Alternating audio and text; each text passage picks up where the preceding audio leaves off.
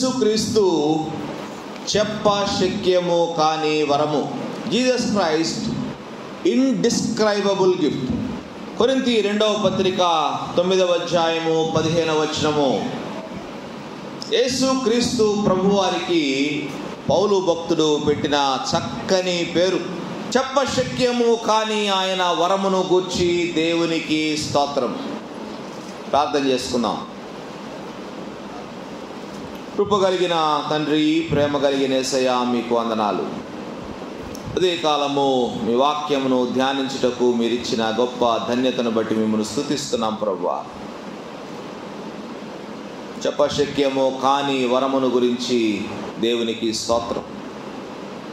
ఆయన ఈ లోకంలో ప్రభువా మీరు మరి మాకు వరముగా దయచేయబడినారు, బహుమానముగా దయచేయబడినారు. అందుని బట్టి మిమ్మల్ని ఎంతగానో స్తుతిస్తూ ఉన్నాం ప్రభువా. ఉదయ కాలమునైనా మాకందరికీ వినగల చెవి, సిద్ధమైన మనస్సు, వాక్యమును భద్రపరుచుకొని హృదయము అనుగ్రహించండి. వెలువబడిన మీ దాసుని మీ సిలువ చాటను మరుగుపరచండి. మీ వర్తమానమును నైనా ప్రతి ఒక్కరికి వినిపించండి. ఉదయ కాలం ప్రభువా మీ సన్నిధిలో మేమందరము ఉండుట గొప్ప భాగ్యము, ధన్యత. నాయనా ఈ భాగ్యము కొరకు మిమ్మల్ని స్తుతిస్తూ మా ప్రభువును రక్షకుడైన యేసయ్య అతి పరిశుద్ధ నామములో విన్నపములు అడిగి వేడుకుంటున్నాము తండ్రి, ఆమేన్. యేసుక్రీస్తును గురించి పౌలు భక్తుడు వ్రాసిన మాట చెప్పశక్యము కాని వరము. చెప్పశక్యము కాని వరము. చెప్పశక్యము కాని సంగతి అంటే ఎంత వివరించినా దాన్ని పూర్తిగా వివరించడం సాధ్యం కాదు. ఎంత దాన్ని మనం ఎదుటి వారికి వివరించడానికి ప్రయత్నించినా మన మాటలు సరిపోవు, వర్ణించటానికి వీలు కాదు, వీలు లేదు. కవులు సరిపోరు, ఎవరు సరిపోరు దాన్ని వివరించడానికి, మాటలు సరిపోవు. ఇట్ ఈస్ ఇన్ఎక్స్ప్రెసిబుల్ గిఫ్ట్ అని రాశాడు ఒక వర్షన్లో. ఇన్ఎక్స్ప్రెసిబుల్ అంటే దాన్ని మనం ఎదుటి వారికి డిస్క్రైబ్ చేయలేం, దాన్ని వర్ణించలేం, వివరించలేం. అటువంటి గొప్ప వరము అని రాశాడు. ఏంటి ఇందులో ఉన్న ప్రత్యేకత? ఎందుకు ఈ బహుమానము ప్రత్యేకమైనది? ఇంగ్లీష్లో అయితే ఇండిస్క్రైబుల్ గిఫ్ట్ అని రాశాడు, తెలుగులో అయితే వరము అన్నాడు. దేవుడు ఒక వరాన్ని ఇచ్చాడు.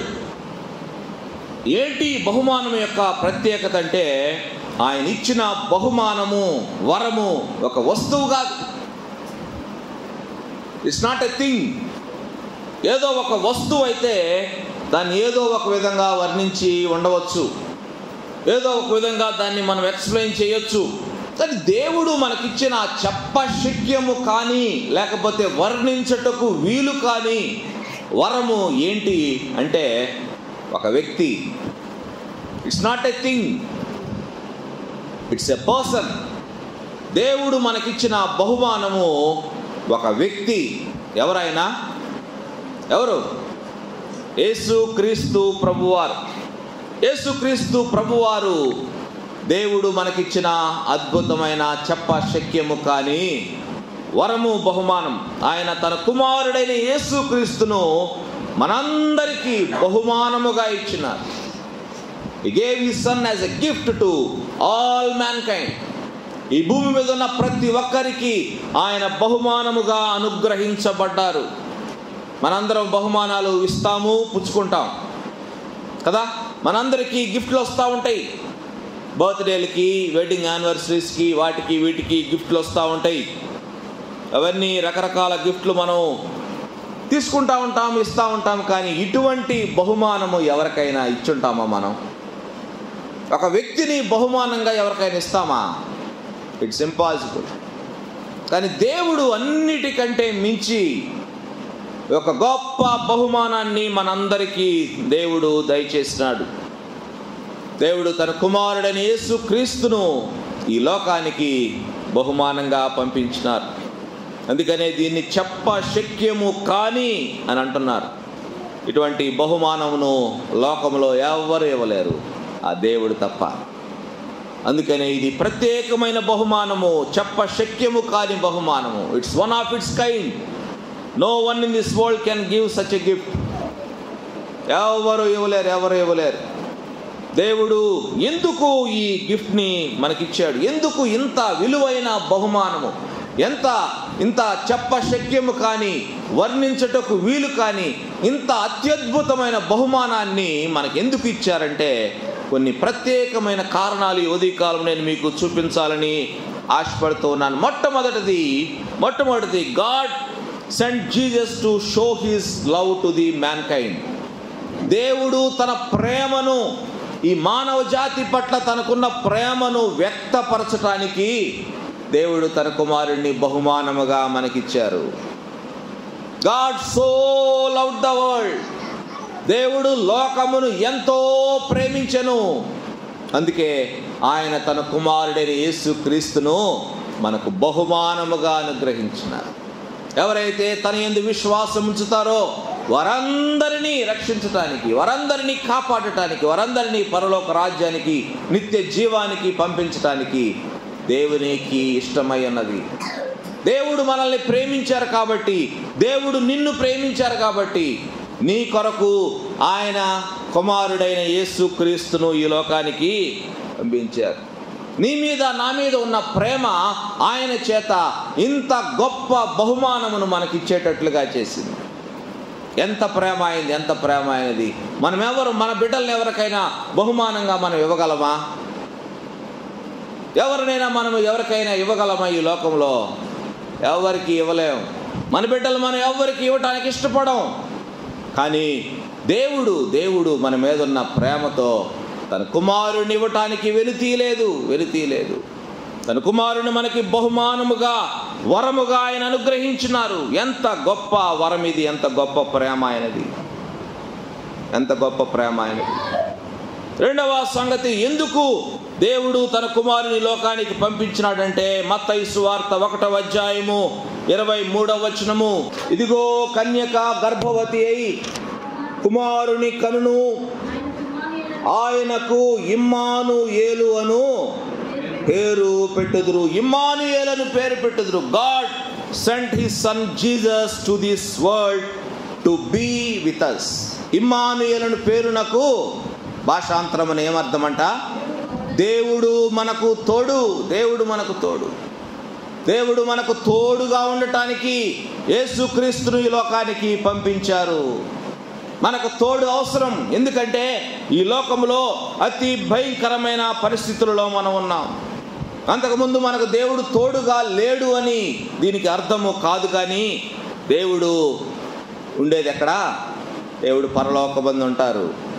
దేవుడు పరలోకమందు ఉండి దేవుడు మానవుని సృజించి, ఆదామవ్వలను సృజించి వారితో ఉండాలని, వారితో సహవాసం చేయాలని ఆశపడి వారిని సృజించి వారికి ఒక ఆజ్ఞ ఇస్తే ఆజ్ఞను పాటించలేకపోయినారు.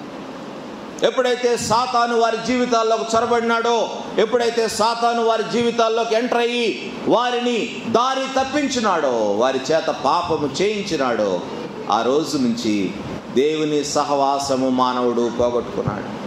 దేవుని ప్రేమను పోగొట్టుకున్నాడు. దేవుని సారూప్యమును పోగొట్టుకున్నాడు. దేవుని సహవాసం ఆయనకి లేదు. దేవుని తోడు ఆయనకి లేదు. మానవులు దేవునికి దూరం అయిపోయినారు. దేవుని సహవాసమును కోల్పోయినారు. మానవుని జీవితంలో దేవుని స్థానాన్ని ఎవరు ఆక్రమించారు? సాతాను ఆక్రమించేసినాడు. చాలా ఈజీగా సాతాను దేవుని స్థానాన్ని కొట్టేశాడు. మానవ జీవితంలో సాతాను ఆధిపత్యం అయిపోయింది. ఎందుకంటే లోకమునకు అధికారి వాడు. లోకాధికారి లోకమును తన ఆధీనంలోనికి తెచ్చుకున్నాడు. లోకములో ఉన్న మానవ జాతిని తన ఆధీనంలోనికి తెచ్చుకున్నాడు. ఎంత విచారకరమైన విషయం! దేవుడు ఎంతగా ప్రయాసపడినాడు, ఎంతగా తాను కోరుకున్నాడు మానవుల గురించి. ఎన్ని ఆశలు ఆయన మానవుల మీద పెట్టుకున్నాడు. కానీ ఆయన ఆశలన్నీ పోయినాయి. మానవ జీవితంలో దేవుని స్థానం లేదిక. దేవుని స్థానమును సాతాను ఆక్రమించుకున్నాడు. యేసుక్రీస్తుగా దేవుడు మన జీవితం నుండి సాతానును తరిమివేసి మనకు తోడుగా ఉండటానికి యేసుక్రీస్తుని లోకానికి పంపించినారు. మనం పోగొట్టుకున్న దేవుని సహవాసము, మనం పోగొట్టుకున్న దేవుని సన్నిధిని మరలా తిరిగి మనకు అనుగ్రహించడానికి యేసుక్రీస్తును ఈ లోకంలోనికి దేవుడు పంపించినారు. ఆయన మనందరికీ ఎప్పుడు అందుబాటులో ఉండాలని. దేవుడు ఎక్కడుంటారు? దేవుడు అంటారు, నేను మహోన్నతమైన స్థలములలో నివసించువాడను, మహోన్నతమైన స్థలములలో నివసించువాడను.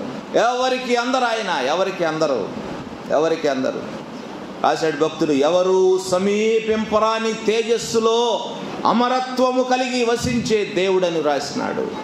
మరి అటువంటి దేవుడు మరి మనతో ఉండటం సాధ్యమా?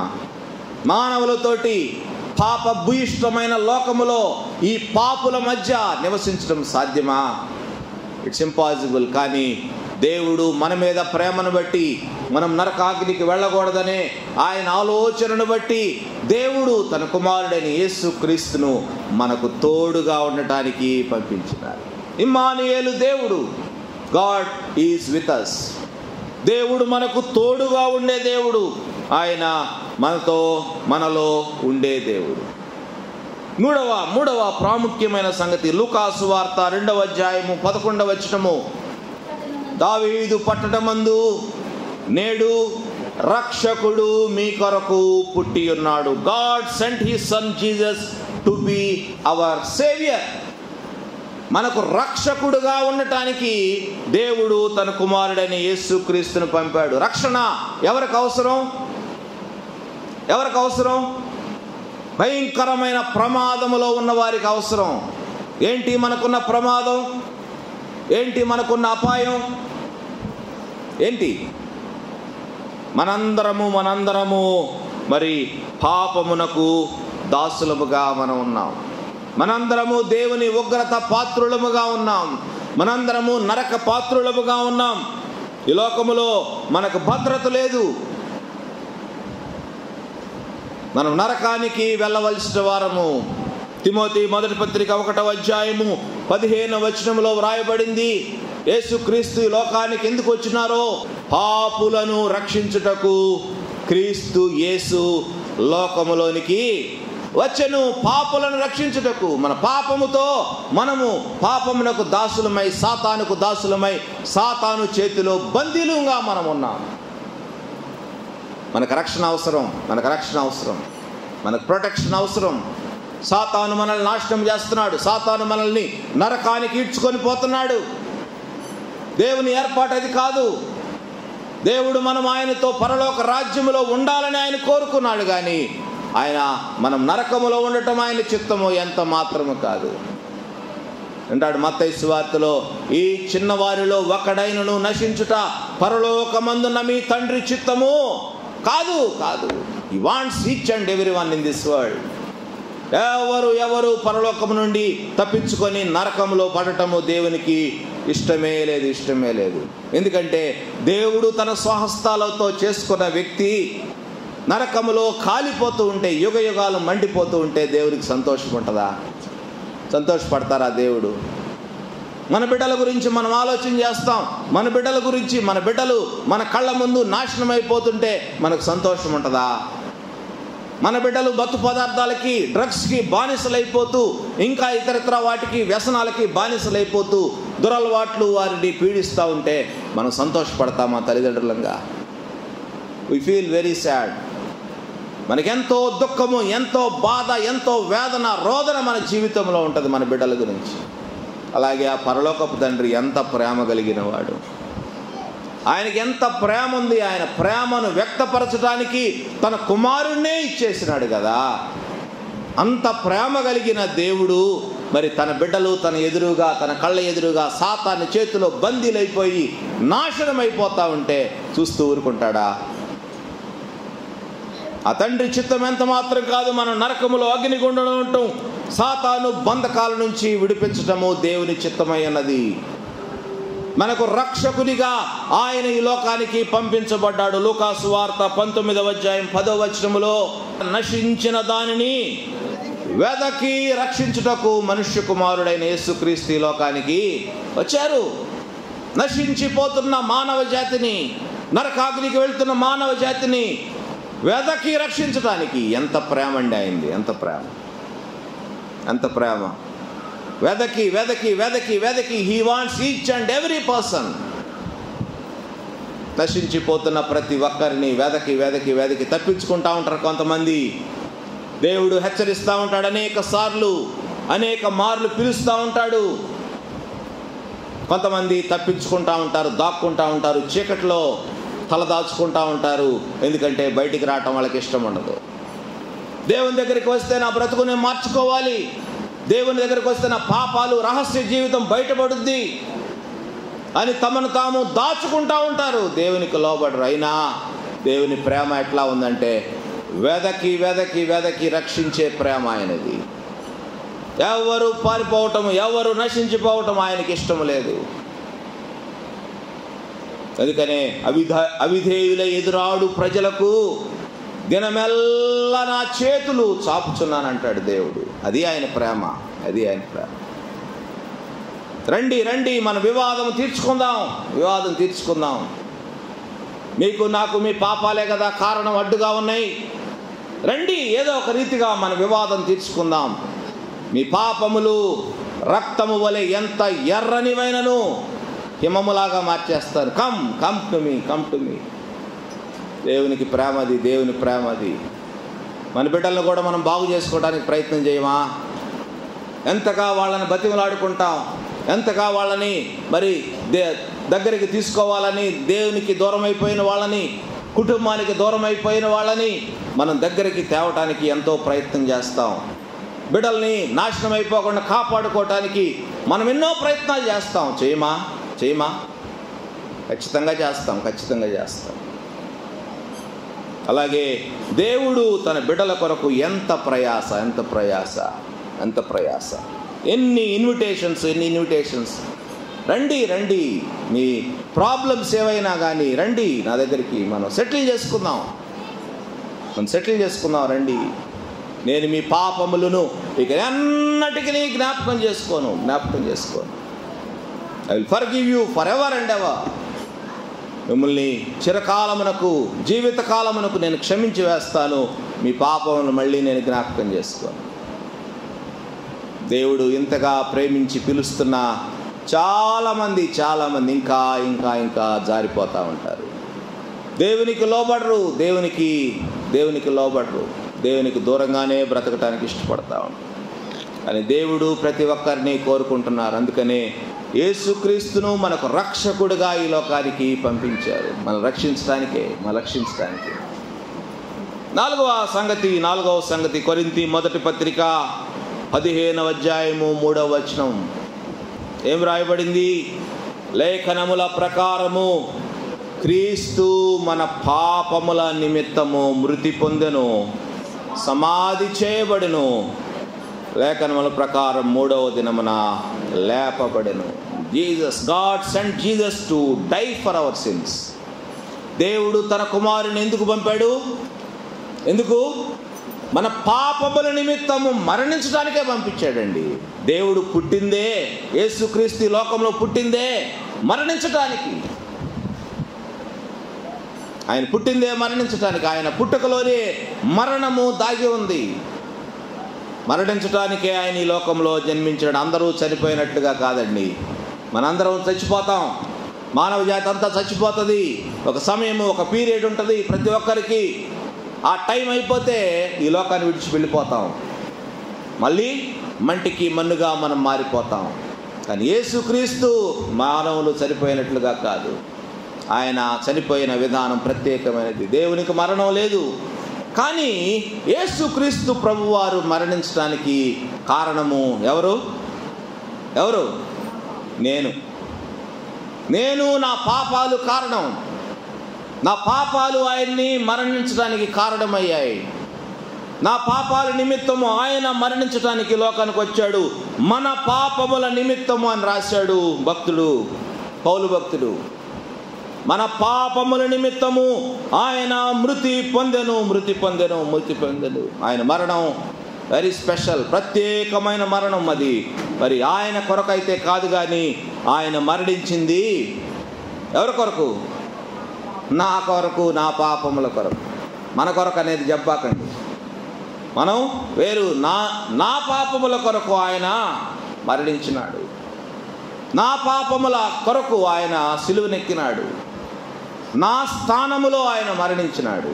నా పాపాల కొరకు నేను కదా మరణించాల్సింది, నా పాపాల కొరకు నేను కదా శిక్ష తీసుకోవాల్సింది. కానీ నా పాపములకు నేను భరించవలసిన శిక్ష ఆయన మీద మోపబడింది. ఆయన ఆ శిక్షను తీసుకున్నాడు. ఆయన మరణించింది నా కొరకు, మరణించింది నా స్థానములో ఆయన మరణించింది నా పాపాల కొరకే, నా పాపాల కొరకే.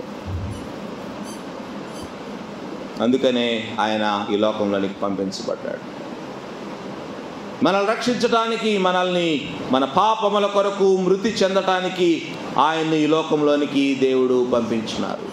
ఐదవ సంగతి యోహాను మొదటి పత్రిక 4వ అధ్యాయము 9వ వచనం. మనము ఆయన ద్వారా జీవించున్నట్లు దేవుడు తన కుమారుని లోకములోనికి పంపెను. మనము ఆయన ద్వారా జీవించినట్లు, God sent Jesus that we might live through him. మనం జీవించాలని ఎంతకాలం? చిరకాలము. ఆయన ఇచ్చే జీవము కొంతకాలానికి పరిమితమైనది కాదు. ఏంటి ఆయన ఇచ్చే జీవము? నిత్య జీవము, ఇటర్నల్ లైఫ్. ఆ మాట ఇంకెక్కడ కనపడదండి బైబిల్లో తప్ప. ఆ మాట మరి ఎక్కడ కనపడదు. నిత్య జీవము. He wants to give us eternal life. దేవుడు యేసుక్రీస్తుని ఎందుకు పంపించాడంటే మనల్ని తిరిగి బ్రతికించడానికి. చూడండి, ఎఫెసీ పత్రిక 2వ అధ్యాయము 1వ వచనము. మీ అపరాధముల చేతను పాపముల చేతను మీరు చచ్చినవారు. we were dead people. మనం బ్రతికున్నామని పేరు కానీ మనము చచ్చిన వారము. ఆధ్యాత్మికముగా మనలో ఏ చలనము లేదు. ఆధ్యాత్మికముగా మనలో ప్రాణము, జీవము లేనే లేదు. ఏ రోజైతే మనం దేవునితో సంబంధము కోల్పోయామో ఆ రోజే మన జీవాన్ని మనం పోగొట్టుకున్నాము. నిత్య జీవం అనే మాట మన జీవితంలో ఇక లేదు. యేసుక్రీస్తును అందుకనే దేవుడు ఈ లోకానికి మరలా పంపించినారు. పరలోకములో మనం ఉండాలా? ఎంతకాలం? చిరకాలం. నిత్య జీవం అనుగ్రహించడానికి, చచ్చిన స్థితిలో ఉండటము దేవునికి ఇష్టము లేక మన మరణము నుండి మనల్ని బ్రతికించటానికి. మరి తర్వాత ఒక మాట రాశాడు, ఆయన మిమ్మును క్రీస్తుతో కూడా బ్రతికించెను. క్రీస్తుతో కూడా అంటే యేసుక్రీస్తు ప్రభువారు మరణించి మరణంలోనే లేరు కదా, సమాధిలో లేరు కదా. ఆయన మరలా లేఖనముల ప్రకారము 3వ దినమున లేపబడెను. He is risen. He is resurrected from the dead. మృతుల్లో నుండి ఆయన లేపబడినాడు. చచ్చిన స్థితిలో ఉన్న మనలను మరి యేసు క్రీస్తుతో కూడా బ్రతికించటము దేవునికి ఇష్టమై ఉన్నది, దేవుని చిత్తమై ఉన్నది కదా. అందుకనే దేవుడు యేసుక్రీస్తుని లోకానికి పంపించినారు. ఎఫెసీ 2:4-5. దేవుడు కరుణా సంపన్నుడై ఉండి మనము మన అపరాధముల చేత చచ్చిన వారమై ఉండినప్పుడు సహితము మన ఎడల చూపిన తన మహాప్రేమ చేత మనలను క్రీస్తుతో కూడా బ్రతికించిన. చూడండి, ఒక్కొక్క మాట ఎంత వర్ణిస్తున్నాడో పౌలు భక్తుడు. ఆయనకి మాటలు అందటం లేదు. ఎట్లా రాయాలి దేవుని ప్రేమ గురించి, దేవుని యొక్క కరుణా సంపన్నత గురించి ఎట్లా రాయాలి? చూడండి ఏం రాశాడు. దేవుడు కరుణా సంపన్నుడై ఉండి. కరుణ జాలి కరుణ అంటారు. చూడండి దేవునికి ఎంత జాలి, ఎంత కరుణ. మన పట్ల ఆయన జాలి పడకపోతే మనం నరకములో, అగ్నిగుండంలో యుగయుగాలు మండాల్సిందేనండి. ఆయన కరుణ, ఆయన జాలి, ఆయన కరుణా సంపన్నుడై ఉండి మనము మన అపరాధముల చేత చచ్చిన వారిమై ఉండినప్పుడు సహితము అప్పుడు కూడా అని సహితము మన ఎడల చూపిన తన సామాన్యమైన ఏదో కొద్ది ప్రేమ, కపట ప్రేమ, నటన ప్రేమ కాదండి. ఏం ప్రేమ అంట? మహాప్రేమ చేత మనలను క్రీస్తుతో కూడా బ్రతికించెను. తర్వాత కృప చేత మీరు రక్షించబడినారు. God's grace has resurrected us. దేవుని ప్రేమ మనలను మన మృతుల్లో నుంచి మనల్ని లేపింది. దేవుని కృప మనలను సచ్చిన స్థితిలో నుంచి బ్రతికించింది. అందుకని ఎవరైనాను క్రీస్తునందు ఉంటే వారు నూతన సృష్టి. అంతేకాదు, యేసు క్రీస్తునందు విశ్వాసం ఉంచిన ప్రతి ఒక్కరూ మరణము నుండి జీవములోనికి దాటి ఉన్నారు. మరణము నుండి జీవములోనికి. అది దేవుడు మనకిచ్చిన స్థితి. మనం నిత్య మరణానికి వారసులము, మన నిత్య మరణానికి పాత్రులము. కానీ ఆ స్థితిలో మనల్ని ఉంచటం దేవునికి ఇష్టం లేదు. అందుకనే దేవుడు మనలను బ్రతికించాలని నిత్య సంకల్పముతో, మనకు నిత్య జీవం అనుగ్రహించాలని నిత్య సంకల్పముతో, మనకు నిత్య జీవము అనుగ్రహించటానికి యేసు క్రీస్తుని లోకానికి పంపి ఆయనతో కూడా మనలను బ్రతికించినారు. మనం ఇప్పుడు చచ్చిన వాళ్ళం కాదు, మనం బ్రతికించబడిన వారము యేసయ్య చేత. యేసయ్య ప్రేమ, దేవుని ప్రేమ మనలను బ్రతికించింది. దేవుడు నీ కొరకు ఇంత చేశారు కదా, దేవునికి నువ్వేం చేస్తున్నావు? తిరిగి ఏం చేస్తున్నాం మనం? మహా అయితే దేవుడిని ఏడిపిస్తున్నాం, అంతేగా. అంతకంటే ఏం చేస్తున్నాం? దేవుణ్ణి క్షణక్షణం దుఃఖపరుస్తున్నాం, మనం ఏడిపిస్తున్నాం. మనం మన మాటలతోటి, మన చూపులతోటి, మన ఆలోచనలతోటి, మన క్రియలతోటి, మనం చేసే దుష్టమైన పనులతోటి దేవుని మనస్సును ప్రతి క్షణము గాయపరుస్తున్నాం. అంతకంటే మనం ఏం చేయట్లా. దేవుడు మన కొరకు ఎన్ని చేశారు బైబిల్ గ్రంథంలో. దేవునికి మనం కృతజ్ఞత కలిగి ఉండాలా. దేవుడు మనకు చేసిన ప్రతి దానికి మనం కృతజ్ఞతాస్తుతులు చెల్లించే వారముగా ఉండాలా. దేవునికి కృతజ్ఞత కలిగి ఉంటున్నావా? నా దేవుడు నా కొరకు ఇంత చేశాడు, ఇన్ని కార్యాలు చేశాడు, ఆయనే నేను కృతజ్ఞత కలిగి ఉండాలని ఎప్పుడైనా ఆలోచిస్తున్నావా? చాలామంది అన్నీ పొందుకుంటారు కానీ ఏం చేశాడు దేవుడు అంటూ ఉంటారండి. ఏం చేశాడు దేవుడు? మాకు అన్ని కష్టాలే కదా, మాకు అన్ని కన్నీళ్లే కదా, అన్ని మా జీవితంలో శోధనలు, శ్రమలే కదా మాకు ఎదురవుతున్నాయి. ఏం చేశాడు దేవుడు మాకు అని చాలామంది ఎదురు ప్రశ్నిస్తూ ఉంటారు. దేవుడు నీకు ఏం చేయలేదు చెప్పు. ఈరోజు నువ్వు బ్రతికున్నావంటే దేవుని కృప కాదా? ఏంటి మన జీవము ఏ పాటిది అంటాడు భక్తుడు. అందుకే గడ్డి పువ్వు లాంటిది అన్నాడు. గడ్డి పువ్వు ఉదయం చక్కగా అందంగా కనపడుతుంది, సాయంత్రానికి అది మాడిపోద్ది. అది ఎటుపోద్దో కూడా ఎవరికి తెలియదంట. గాలి దాన్ని ఎటో తీసుకెళ్ళిపోద్ది. అటువంటి ఆయుష్ మనది. ఏముంది మన దగ్గర మనం గర్వించడానికి మన దగ్గర ఏమీ లేదు. మరి దేవుడు మనల్ని ఈ లోకంలో బ్రతికించి ఉంచాడంటే అంతకంటే కృతజ్ఞత కలిగి ఉండాల్సిందేముంది. మనం దేవునికి కృతజ్ఞత కలిగి ఉండాలా. ఏం చేశాడని ఎప్పుడు అడగబాకండి. దేవుడు ఏం చేశాడనే క్వశ్చను మీ బ్రతుకులో ఎన్నడూ రాకూడదు. దేవుడు ఏం చేయలేదో చెప్పండి, అప్పుడు నేను సమాధానం చెప్తాను మీకు. దేవుడు మనకు ఆయుష్ ఇస్తున్నాడు, ఆరోగ్యం ఇస్తున్నాడు. దేవుడు మనల్ని ఎంతగా కరుణించి కాపాడుతూ ఉంటే కృతజ్ఞత కలిగి ఉండలేకపోతున్నామే దేవునికి. మనం ఏ రోజైనా దేవునికి థ్యాంక్స్ ప్రభువా ఈరోజు నాకు ఇచ్చినందుకని ఏ రోజైనా చెప్తున్నావా?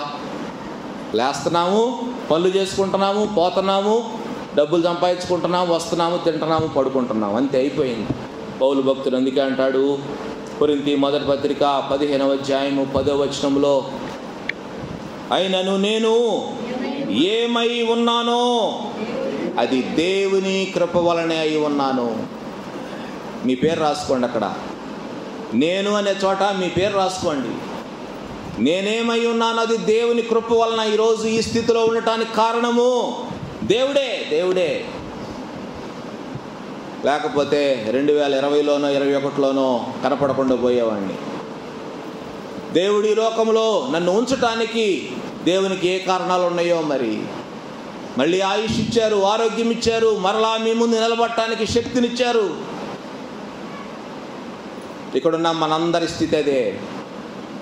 మనందరినీ దేవుడు ఈ స్థితిలో ఉంచారు. ఆయనే మనము ఈ స్థితిలో ఉండటానికి కారణం. మన గొప్పతనం కాదు, మనం వేసుకున్న మందులు కాదు, మనం తీసుకున్న ట్రీట్మెంట్ కాదు, మనకు సలహా ఇచ్చిన డాక్టర్లు కాదు.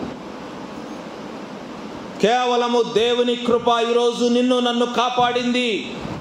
ఎందుకంటే ఏం కారణం కావాలండి దేవుని కృతజ్ఞత కలిగి ఉండటానికి? ఏం కారణం కావాలి చెప్పండి? తినటానికి తిండి ఇస్తున్నాడు, వేసుకోవటానికి బట్టలు ఇస్తున్నాడు, పడుకోవటానికి ఇల్లు ఇచ్చాడు, బెడ్ ఇచ్చాడు. ఏమి కొరత ఉంది దేవుడు మనకి? ఏ కొరత చేశాడు మనకి? అన్నిటినీ అనుభవించే మనమే దేవుని కృతజ్ఞత కలిగి ఉండకపోతే ఏమీ లేని వాళ్ళు దేవునికి ఏం కృతజ్ఞత కలిగి ఉంటారు చెప్పండి? దేవుడు మనకు అన్నీ ఇచ్చినప్పుడు మనం దేవునికి కృతజ్ఞత కలిగి ఉండాలా. దేవుడు మరి ఎందుకు నేను కృతజ్ఞత దేవుని కలిగి ఉండాలంటే, దేవునికి 3 విషయాలు మీకు చెప్తాను. దేవుడు మన కొరకు ఆల్రెడీ చేసిన వాటి కొరకు మనం దేవుని కృతజ్ఞత కలిగి ఉండాలా. నిన్ను సృష్టించారు, నిన్ను ప్రేమించారు, నిన్ను రక్షించారు, నీ కొరకు ప్రాణం పెట్టారు, నిన్ను మరి సాతాను బంధకాల నుంచి విడిపించి నీకు స్వాతంత్ర్యం ఇచ్చారు. దాని కొరకు నువ్వు దేవునికి ఎప్పుడూ కృతజ్ఞత కలిగి ఉండాలా. నరకములో మండిపోవాల్సిన నిన్ను పరలోక రాజ్యములో, నిత్య రాజ్యములో, నిత్య జీవములో ఆయన ఉంచటానికి ఇష్టపడ్డారు. దానికి నువ్వు కృతజ్ఞత కలిగి ఉండాలా. రెండవది, ఆయన ప్రస్తుతము ఇప్పుడు నీ కొరకు ఏం చేస్తున్నారో దాని కొరకు నీవు ఎప్పుడూ దేవునికి కృతజ్ఞత కలిగి ఉండాలా. ఏం చేస్తున్నారు ఆయన ఇప్పుడు నీ కోసం? ఏం చేస్తున్నారు? ఆయన ఇప్పుడు నీతో ఉన్నారు, నీలో ఉన్నారు, నిన్ను కాపాడుతున్నారు, నీకు సహాయం చేస్తున్నారు.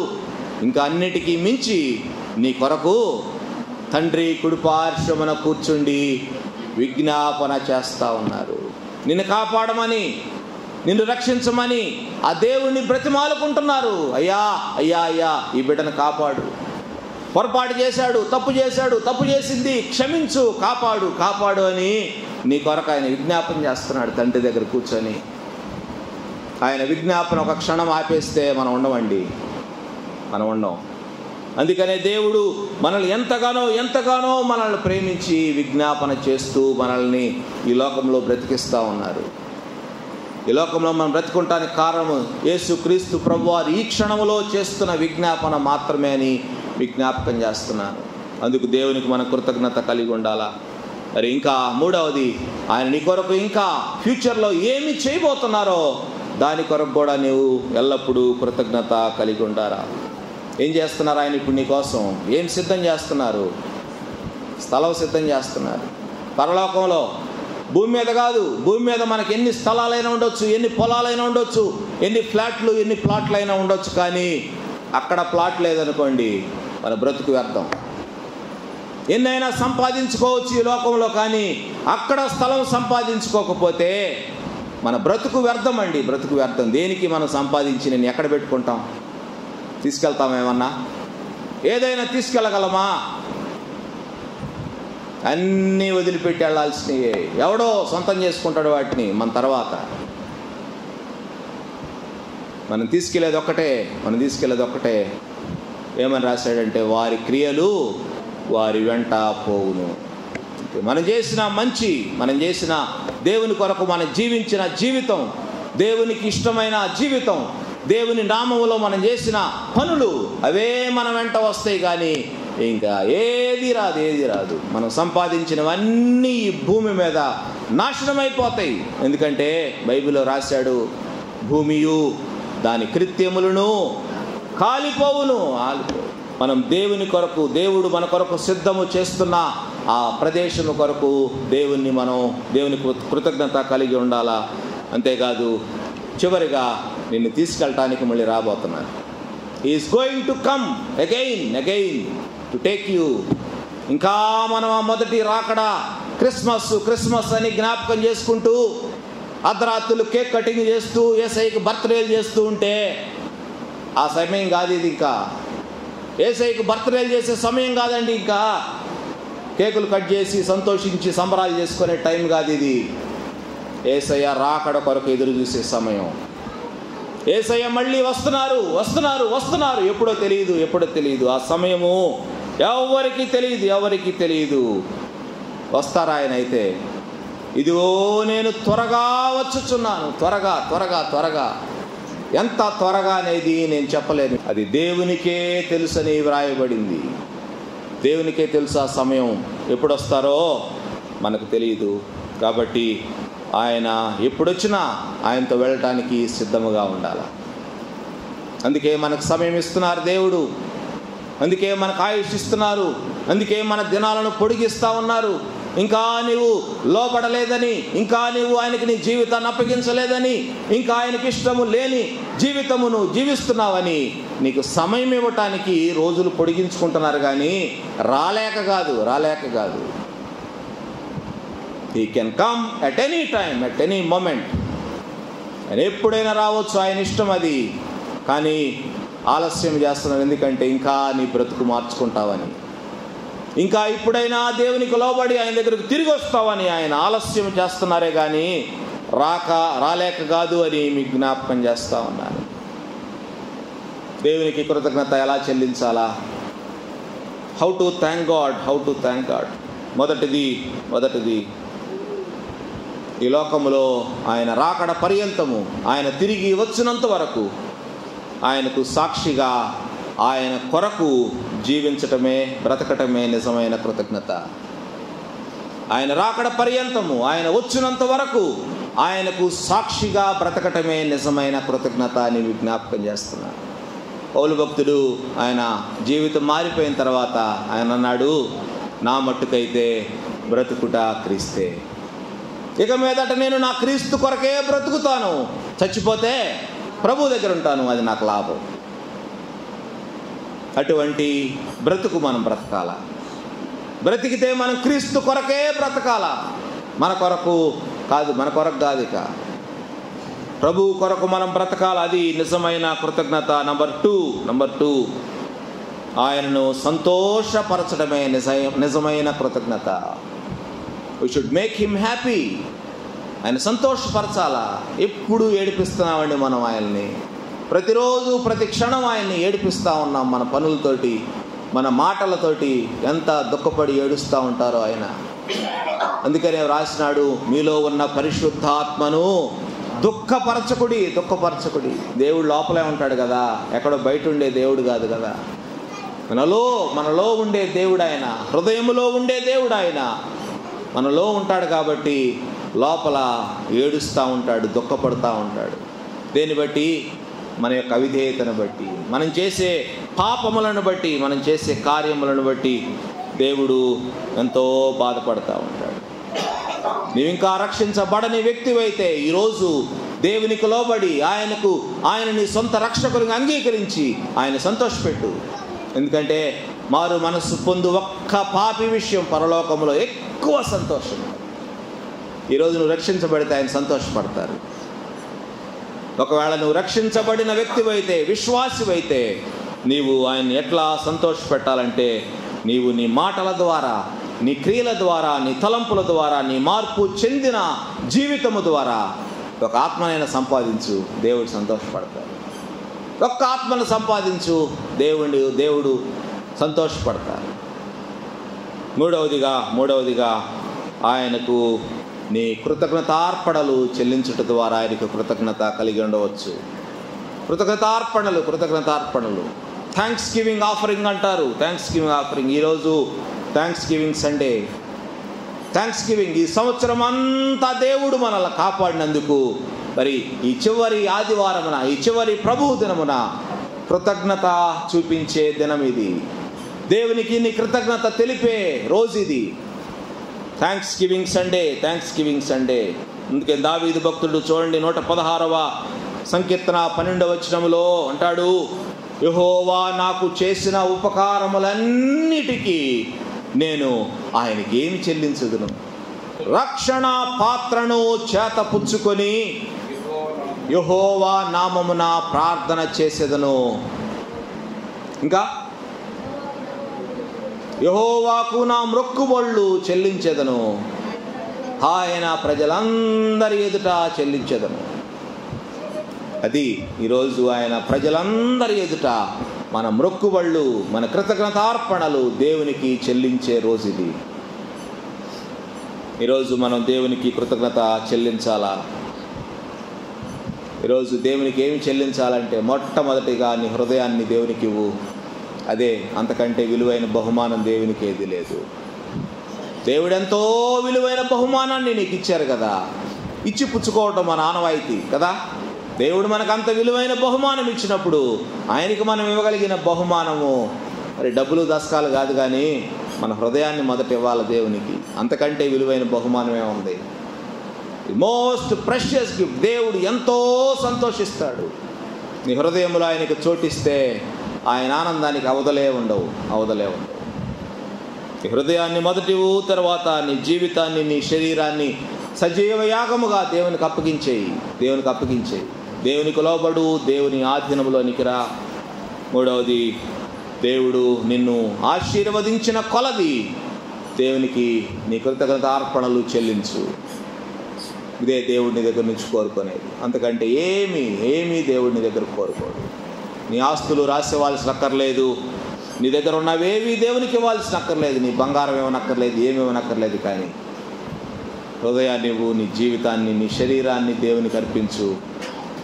దేవుడు నిన్ను ఆశీర్వదించిన కొలది, ఆశీర్వదించలేదంటే ఏమీ లేదు, కానీ ఆశీర్వదించిన కొలది, దేవుడు నీకు చేసిన మేలు కొలది నీవు దేవునికి అర్పణ చెల్లించు. అంతే. తల్ల వంచండి, ప్రార్థన చేసుకున్నాం. చెప్ప శక్యము గాని వరమును గురించి దేవునికి స్తోత్రం. దేవునికి థ్యాంక్స్ చెప్పు ఈ ఉదయకాలం. ప్రభువా ఒక గొప్ప వరమును, ఒక గొప్ప బహుమానమును నాకు ఇచ్చినావు ప్రభువా, థ్యాంక్ యూ అని చెప్పండి ఈ ఉదయకాలం. అంత విలువైన బహుమానం ఈ లోకంలో ఎవరు ఇవ్వలేరు. దేవుడు మనకిచ్చిన బహుమానానికి తిరిగి మనం ఏమివ్వగలం? మన డబ్బులు సరిపోవు, మన ఆస్తులు సరిపోవు. కానీ దేవుడు అవన్నీ కోరుకోవట్లేదు, కానీ మన జీవితాన్ని దేవునికి అప్పగించాలనే దేవుడు కోరుకుంటున్నాడు. జీవితాన్ని ఉదయకాలం దేవునికి అప్పగిద్దాం, దేవునికి లోబడదాం, దేవునికి మన జీవితాన్ని సమర్పిద్దాం. సజీవ యాగముగా దేవునికి అప్పగిస్తే దేవుడు మనల్ని బ్రతికిస్తారు, కాపాడతారు, పరలోక రాజ్యములో మనల్ని ఉంచుతారు. ఆ చెప్ప శక్యము కాని వరముల గురించి దేవునికి థ్యాంక్స్ చెప్పండి ఉదయకాలం. కృపగలిగిన తండ్రి, ప్రేమ కలిగిన యేసయ్యా, మీకు వందనాలు. ఈ ఉదయకాలం నాయన మా జీవితాలను పరిశీలించుకోవడానికి మాకు ఇచ్చిన ఈ ధన్యతను బట్టి, అవకాశమును బట్టి మిమ్మల్ని స్తుతిస్తున్నాము నాయన. లోకము బహు భయంకరంగా ఉంది నాయన. ఎప్పుడు ఎక్కడ ఏం జరుగుతుందో మా ఊహకు అందటం లేదు నాయన. ఏం చేయాలో అర్థం కాని పరిస్థితి మా ఎదుట ఉంది. మీ చేతులకు మమ్మల్ని అప్పగించుకుంటున్నాం ప్రభువా. మమ్మల్ని మీ ఆధీనంలోనికి తీసుకొనండి. సాతాను మా మీద ఆధిపత్యం చలాయిస్తున్నాడు, మమ్మల్ని తన ఆధీనంలో ఉంచుకున్నాడు, మమ్మల్ని నాశనం చేస్తున్నాడు. దయతో మమ్మల్ని విడిపించండి ప్రభువా, సహాయం చేయండి. ఇంకా సాతాను అధికారం క్రింద ఉండి నలిగిపోతున్న వారి కొరకు మేము ప్రార్థిస్తూ ఉన్నాం నాయన. మీరు మమ్మల్ని రక్షించడానికి 2000 సంవత్సరములకు పూర్వమే వచ్చినారు, కానీ ఇంకా విడిపించబడని వారు, ఇంకా సాతాను పాదముల కింద నలిగిపోతున్న వారు ఎంతోమంది ఉన్నారు ప్రభువా. దయతో కనికరించండి నాయన. ఇప్పటికైనా వాడి బంధకాల నుంచి విడుదల పొందాలనే ఆశను వారికి దయచేయండి ప్రభువా. ఇంకా వాడి పాదాల కింద నలిగిపోవాలని ఇష్టపడుతున్న వారి కొరకు ప్రత్యేకంగా ప్రార్థిస్తున్నాం. నిశ్చితమైతే మరొక్క అవకాశం వారికి దయచేయండి ఆయన. మరొక్క అవకాశం. మరలా ఈ దినము మరలా మా జీవితంలో తిరిగి వస్తుందో లేదో, మరలా మరొక పండగను మేము చూస్తామో లేదో, మరొక నూతన సంవత్సరం మా జీవితంలో ఉంటుందో లేదో మాకు తెలియదు. సమస్తము ఎరిగిన దేవుడవు ప్రభువా. ఇక్కడున్న ప్రతి ఒక్కరిని మీరు దర్శించండి, సంధించండి. ప్రతి ఒక్కరితో మీరు మాట్లాడండి.